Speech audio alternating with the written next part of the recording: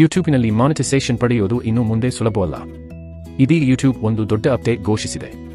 2027 February 1ರಿಂದ ಹೊಸ ಕ್ರಿಯೇಟರ್ಸ್ಗೆ YouTube partner ಪ್ರೋಗ್ರಾಂಗೆ ಸೇರುವ ಮಾನಿಟೈಸೇಷನ್ ಥ್ರೆಶೋಲ್ಡ್ ಡಬಲ್ ಆಗಲಿದೆ.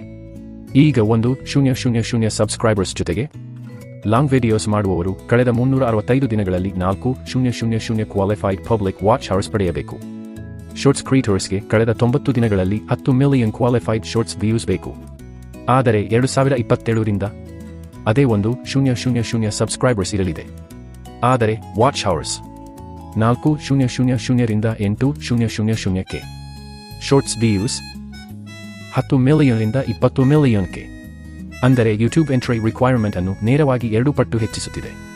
ಇದರಿಂದ ಹೊಸ ಕ್ರಿಯೇಟರ್ಸ್ಗೆ ದೊಡ್ಡ ಪ್ರಶ್ನೆ ಒಂದೇ: ನಾನು 2027ರ ನಂತರ ಚಾನೆಲ್ ಶುರು ಮಾಡಿದರೆ ಮಾನಿಟೈಸೇಷನ್ ಪಡೆಯೋದು ತುಂಬಾ ಕಷ್ಟವಾಗುತ್ತಾ? ಉತ್ತರ: ಹೌದು. ವಿಶೇಷವಾಗಿ ಶಾರ್ಟ್ಸ್ ಮೇಲೆ ಮಾತ್ರ ಅವಲಂಬಿಸಿರುವ ಕ್ರಿಯೇಟರ್ಸ್ಗೆ ಈ ಬದಲಾವಣೆ ದೊಡ್ಡ ಚಾಲೆಂಜ್. 20 ಮಿಲಿಯನ್ ಶಾರ್ಟ್ಸ್ ವ್ಯೂಸ್ ಅಂದರೆ 90 ದಿನಗಳಲ್ಲಿ ಸರಾಸರಿ ದಿನಕ್ಕೆ ಸುಮಾರು 2.22 ಲಕ್ಷ ಕ್ವಾಲಿಫೈಡ್ ವ್ಯೂಸ್ ಬೇಕಾಗುತ್ತದೆ. ಒಂದು ವಿಡಿಯೋ ವಿರಲ್ ಆಗಿ 20 ಮಿಲಿಯನ್ ವ್ಯೂಸ್ ಬರುವುದು ಒಂದು ವಿಷಯ, ಆದರೆ ಪ್ರತಿದಿನ ನಿರಂತರವಾಗಿ ವ್ಯೂಸ್ ತರುವುದು ಬೇರೆ ವಿಷಯ. ಮತ್ತು ಯೂಟ್ಯೂಬ್ ಕೂಡ ಇದೇ ಕನ್ಸಿಸ್ಟೆನ್ಸಿ ಕಡೆ ಹೆಚ್ಚು ಗಮನ ಕೊಡುತ್ತಿದೆ. ಆದರೆ ಇಲ್ಲಿ ಒಂದು ಮುಖ್ಯ ವಿಷಯ ಇದೆ. ಈ ಹೊಸ ಥ್ರೆಶೋಲ್ಡ್ ಈಗಾಗಲೇ ಆಪ್ನಲ್ಲಿ ಇರುವ ಎಲ್ಲ ಕ್ರಿಯೇಟರ್ಸ್ಗೆ ಮತ್ತೆ 8,000 ಅವರ್ಸ್ ಅಥವಾ 20 ಮಿಲಿಯನ್ ವ್ಯೂಸ್ ತಂದುಕೊಡಿ ಎನ್ನುವ ಎಂಟ್ರಿ ರೂಲ್ ಅಲ್ಲ. ಹೊಸ ಅಪ್ಲಿಕೆಂಟ್ಸ್ಗೆ ಆಪ್ ಮತ್ತು ಯೂಟ್ಯೂಬ್ ಪ್ರೀಮಿಯಂ ರೆವೆನ್ಯೂ ಟೈರ್ಗೆ ಸೇರುವ ಥ್ರೆಶೋಲ್ಡ್ ಇದು. ಎಕ್ಸಿಸ್ಟಿಂಗ್ ಕ್ರಿಯೇಟರ್ಸ್ ಬಗ್ಗೆ ಪ್ರತ್ಯೇಕ ಆನ್ಗೋಯಿಂಗ್ ರಿಕ್ವೈರ್ಮೆಂಟ್ಸ್ ಇವೆ. ಇನ್ನೊಂದು ವಿಷಯ, ಯೂಟ್ಯೂಬ್ನಲ್ಲಿ ಲೋವರ್ ಲೆವೆಲ್ ಮಾನಿಟೈಸೇಷನ್ ಫೀಚರ್ಸ್ ಕೂಡ ಇವೆ. 500 ಸಬ್ಸ್ಕ್ರೈಬರ್ಸ್ ಮತ್ತು ಬೇರೆ ಎಲಿಜಿಬಿಲಿಟಿ ರಿಕ್ವೈರ್ಮೆಂಟ್ಸ್ ಪೂರೈಸಿದರೆ ಕೆಲವು ಫಂಡಿಂಗ್ ಮತ್ತು ಶಾಪಿಂಗ್ ಫೀಚರ್ಸ್ಗೆ ಅರ್ಲಿಯರ್ ಆಕ್ಸೆಸ್ ಮುಂದುವರಿಯುತ್ತದೆ. ಅದರ ಥ್ರೆಶೋಲ್ಡ್ ಅನ್ನು ಯೂಟ್ಯೂಬ್ ಇದೇ ಅಪ್ಡೇಟ್ನಲ್ಲಿ ಬದಲಾಯಿಸಿಲ್ಲ. ಹಾಗಾದರೆ ಯೂಟ್ಯೂಬ್ ಈ ಬದಲಾವಣೆ ಯಾಕೆ ಮಾಡುತ್ತಿದೆ?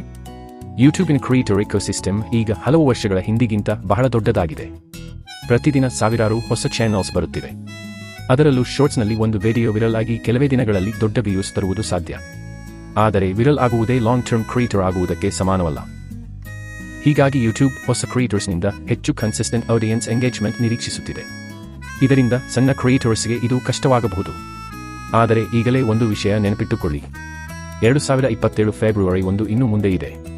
ಹಾಗಾಗಿ ನೀವು ಈಗ ಚಾನೆಲ್ ಶುರು ಮಾಡಿದ್ದರೆ ಅಥವಾ ಈಗಾಗಲೇ ಚಾನೆಲ್ ಬೆಳೆಸುತ್ತಿದ್ದರೆ ಈ ಅಪ್ಡೇಟ್ ನೋಡಿ ಹೆದರಬೇಕಾದ ಅಗತ್ಯವಿಲ್ಲ.